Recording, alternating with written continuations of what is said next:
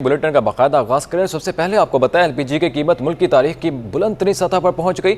ओकरा ने अप्रैल के लिए एलपीजी की कीमतों में मजीद इजाफा कर दिया। एलपीजी की कीमत में 13 रुपये 34 पैसे फी किलो का मजीद इजाफा। मजीद जानेंगे अपने नुमाइंदे से। एलपीजी की कीमत मुल्क की तारीख की बुलंद तरीन सतह पर पहुंच चुकी है। ओगरा ने अप्रैल के लिए एलपीजी की कीमतों में मजीद इजाफा कर दिया। एलपीजी की कीमत में 13 रुपये 34 पैसे फी किलो का इजाफा कर दिया गया है। आपको आगाह करें, एलपीजी की कीमत मुल्क की तारीख की बुलंद तरीन सतह पर पहुंच गई। ओगरा ने अप्रैल के लिए एलपीजी की कीमतों में मजीद इजाफा कर दिया। एलपीजी की कीमत में 13 रुपये 34 पैसे फी किलो का मजीद इजाफा हुआ है। आपको हम खबर से आगाह कर रहे हैं, एलपीजी की कीमत मुल्क की तारीख की बुलंद तरीन सतह पर पहुंच चुकी है। ओगरा ने अप्रैल के लिए एलपीजी की कीमतों में मजीद इजाफा कर दिया। एलपीजी की कीमत में 13 रुपये 34 पैसे फी किलो का मजीद इजाफा किया गया है।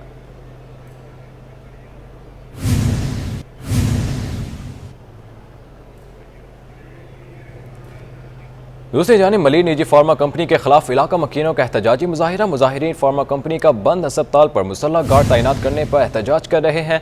फार्मा कंपनी के गार्डों को फौरी तौर पर हटाया जाए, मुजाहिरीन का मुतालबा। आपको आगाह करें, मलिर निजी फार्मा कंपनी के खिलाफ इलाका मकीनों का एहतजाजी मुजाहिरा।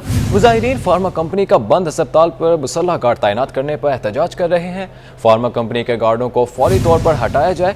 कंपनी का बंद अस्पताल पर मुसल्लह गार्ड तैनात करने पर एहतजाज कर रहे हैं। फार्मा कंपनी के गार्डों को फौरी तौर पर हटाया जाए, मुजाहिरीन का मुतालबा। इस हवाले से मजीद तफसीलात जानते हैं अपने नुमाइंदे जावेद कायम खानी से। जी जावेद, बताइएगा क्या तफसीलात हैं? बिल्कुल, ये मीर उस्मान वेलफेयर ट्रस्ट नामी एक ट्रस्ट है जिसमें एक फार्मा कंपनी को ये अस्पताल की ग्राउंड फ्लोर इस इमारत की जो है वो सालाना तौर पर किराए पे दी थी, ताकि गरीबों का वेलफेयर तौर पर जो है अस्पताल में इलाज मुआवजा किया जा सके। अस्पताल जो है वो तकरीबन 1 साल से बंद है, जिसके बाइस इलाका मक्की जो है वो सेहत की जो दस्तियाबी के बाइस पे ना दस्तियाबी के बाइस जो है परेशान थे, जिस पर खवातीन ने जमा होकर जो है इलाका मकीनों के साथ एहतजाज किया। उसके बाद जो इंतजामिया वेलफेयर और दवा साज कंपनी के जो इंतजामिया है वो पहुंचकर उन्होंने मौके पर मुज़ाकरात किए और जो इलाका मक्की खवातीन वहाँ जमा थे उन तमाम को जो है वो मुंतशिर किया।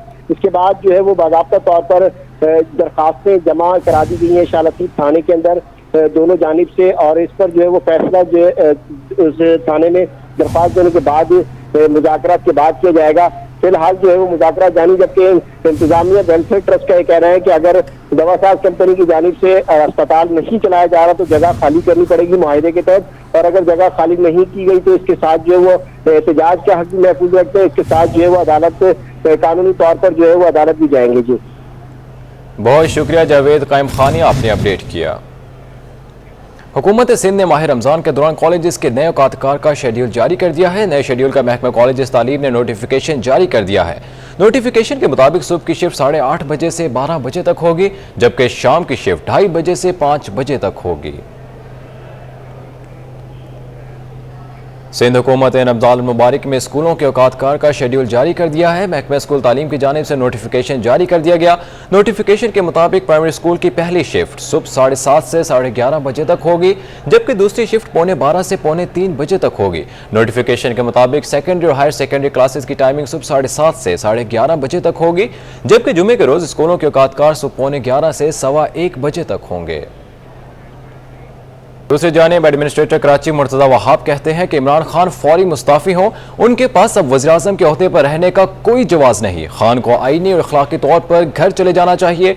शेख रशीद डराने की कोशिश कर रहे हैं, अब उनके डराने का नहीं खबराने का वक्त हो गया है। मज़ीद तफसीलात देखिए मोहम्मद कामरान की रिपोर्ट। खान से मुस्ताफ़ी होने का मुतालबा कर दिया। सिंध असेंबली कमेटी रूम में प्रेस कॉन्फ्रेंस करते हुए एडमिनिस्ट्रेटर कराची मुर्तज़ा वहाब ने कहा कि मेंबरान के साथ छोड़ जाने के बाद अब हुकूमत अक्सरियत खो चुकी है। बेहतर है इमरान खान मुस्ताफ़ी होकर घर चले जाएं। खान वजारत उज़्मा के ओहदे पर रहने का इखलाकी जवाज खो चुके हैं। शेख रशीद लोगों को डरा रहे हैं, अब उनके डराने का नहीं घबराने का वक्त आ गया है। पार्लिमानी मेंबरान को आप हिरासा करने की कोशिश कर रहे हैं, उनको डराने धमकाने की कोशिश कर रहे हैं। क्या ये काम है वजीर दाखिला का? वजीर दाखिला को तो ये कहना चाहिए कि हाँ, हम ऐसी फूल प्रूफ सिक्योरिटी प्रोवाइड करेंगे कि हर शख्स आए और अपना हक इस्तेमाल करे। ये डराने धमकाने के वक्त ख़त्म हो गए, अब इनकी घबराहट का वक्त शुरू होता है। आखिरी कुछ दिन रह गए झंडे और डंडे के, जिसको अभी चलाने की कोशिश कर रहे हैं। मुर्तजा वहाब का कहना था कि एडमिनिस्ट्रेटर किसी जमात का नहीं शहर का होता है, पार्टी की मर्जी तक अपने ओहदे पर विराजमान रहूंगा। मुत्तहदा से इंतजामी यूनिट्स के हवाले से कोई मुआहदा नहीं हुआ। इंतजामी यूनिट्स के हवाले से बात की, मैं इस तासुर की नफ़ी करना चाहूँगा।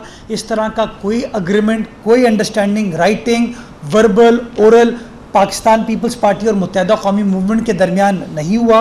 पाकिस्तान पीपल्स पार्टी आइन की सरबुलंदी में बिलीव करती है और आइन पाकिस्तान बड़े वाज़े अंदाज में तरीक़ेकार वज़ा करता है। एडमिनिस्ट्रेटर कराची ने वजीर आजम को धमकी आमेज खत मिलने के मामले पर तबसरा करते हुए कहा कि अगर ये मुल्क के खिलाफ साजिश थी तो इमरान खान इतना अरसा चुप क्यों रहे। आलमी रेटिंग एजेंसी मूडीज ने तहरीक अदम एतमाद पाकिस्तान के क्रेडिट रेटिंग के लिए मनफी करार दे दिया। मूडीज का कहना है कि तहरीक अदम एतमाद पाकिस्तान में पॉलिसी के तसलसल पर सवालिया निशान है, जो IMF से फंडिंग के असूल में दुश्वार बनेगी। देखिए ये रिपोर्ट। वज़ीर आज़म के खिलाफ तहरीक अदम एतमाद, आलमी इदारों ने भी मईशत के लिए खतरे की घंटी बजा दी। आलमी रेटिंग एजेंसी मूडी ने कहा है कि तहरीक अदम एतमाद पाकिस्तान की क्रेडिट रेटिंग के लिए मनफी है। रिपोर्ट के मुताबिक हुक्मरान जमात के पास अक्सरियत नहीं, वज़ीर आज़म पर माशी बद इंतजामी का इल्जाम है। मूडीज के मुताबिक तहरीक अदम एतमाद पाकिस्तान में पॉलिसी के तसलसल पर सवालिया निशान है। रिपोर्ट में साफ कहा गया है कि तहरीक अदम एतमाद हुकूमत के रिफॉर्म से मुतारिफ करवाने की सलाहियत पर असरअंदाज होगा, जिससे IMF और दीगर बैरूनी फंडिंग के उसूल में भी मुश्किलात पेश आएंगी। रिपोर्ट के मुताबिक 8 माह में पाकिस्तान का जारी खसारा $12 अरब रहा और रवां माली साल जारी खसारा GDP तनासुब से 5 से 6% रहेगा। इससे कबल जारी खसारा GDP तनासुब से 4% रहने के अंदाजे थे। मूडीज के मुताबिक करंट अकाउंट खसारे ने मुल्की मुबादला ज़खायर जुलाई से फरवरी के दौरान $4 अरब कम किए हैं। मूडीज का कहना है कि मार्च के अवाइल से IMF के साथ मुज़ाकरात तातुल का शिकार हैं। IMF ने हुकूमत के रिलीफ पैकेज पर तहफ़्फ़ुज़ात का इज़हार किया है। मूडीज के मुताबिक अदम एतमाद का नतीजा जो भी हो, हुक्मरान जमात के लिए आमदन बढ़ाने के लिए रिफॉर्म्स पर पेशरफ मुश्किल होगी। अशरफ खान, सिटी 21। कराची में बिजली की कीमतों में ₹3.27 फी यूनिट इजाफा कर दिया गया। बिजली की कीमतों में इजाफा माहाना फ्यूल कास्ट की मद में किया गया। National electric power regulatory authority ने बिजली की कीमतों में इजाफे का नोटिफिकेशन जारी कर दिया। बिजली की कीमतों में इजाफे का इतलाक अप्रैल के बिलों पर होगा। बिजली की कीमतों में इजाफा माहाना फ्यूल कास्ट की मद में किया गया है। कराची के बिजली सार्फिन पर ₹3 अरब 58 करोड़ रुपए का इजाफी बोझ पड़ेगा। दूसरी जानिब बिजली की कीमत ₹3 बढ़ने पर कराची के शहरी बिलक पड़े। कहते हैं शदीद गर्मी में वैसे ही लोड शेडिंग होती है, ऊपर से कीमतों में इजाफा भी किया जा रहा है। बिजली के बिल भरें या खाना खाएं। बहुत गलत है। गरीब आदमी क्या करे, पेट्रोल भी इतना महंगा हो गया है और बिजली पे भी अभी दोबारा बढ़ा दिया है, तो हुकूमत को चाहिए रिलीफ दे थोड़ी। बहुत परेशान है आवाम।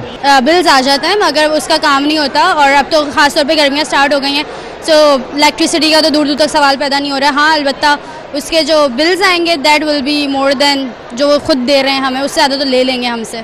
बिजली का तो खैर कुछ पता होता नहीं है, और फिर लाइट भी होती नहीं है ज़रूरत, और फिर जितनी लाइट आती नहीं है उससे ज़्यादा तो जाती है। और फिर गर्मियों में जो है मोस्टली बहुत सारे घर ऐसे भी होते हैं जो UPS जनरेटर या सोलर वगैरह अफोर्ड नहीं कर सकते, तो हमारी गवर्नमेंट को चाहिए कि इस सिलसिले में ज़रा आवाम को रिलीफ दे और जो है हमें ज़रा बिजली के बिल की जो है वो रेट जो है वो ज़रा कम करे और हम लोगों को ज़रा रिलीफ दे। बिजली का बिल आ जाता है और बिजली आती नहीं है असल में, तो हम लोग फिर भी मैनेज कर लेते हैं आई थिंक, बट बहुत सारे लोग हैं जो कि नहीं कर पाते, बहुत सारे सुसाइड कर रहे हैं और चीज़ें हो रही हैं, तो ये सब कुछ नहीं होना चाहिए, कुछ हुकूमत को करना चाहिए और मुझे लगता है इमरान खान करेंगे, मगर अब देखें मसला करे कि बेहतरी आए और पाकिस्तान एक अच्छा मुल्क बने। बस पावर प्लांट्स हमारे ऑयल्स वगैरह परचेज कर रहे हैं, उसके ऊपर लाजमी बात है कि टैरिफ फिर बढ़ के ही मिलता है नेपरा की तरफ से। इस महंगाई के दौर में अवाम अब कहाँ जाए, आप खुद बताएं। के इलेक्ट्रिक ने अपनी कीमतें बढ़ा दी हैं बिजली की, इसमें पेट्रोल की कीमतें दिन ब दिन बढ़ती जा रही है। अब हम क्या करें इस महंगाई के दौर में?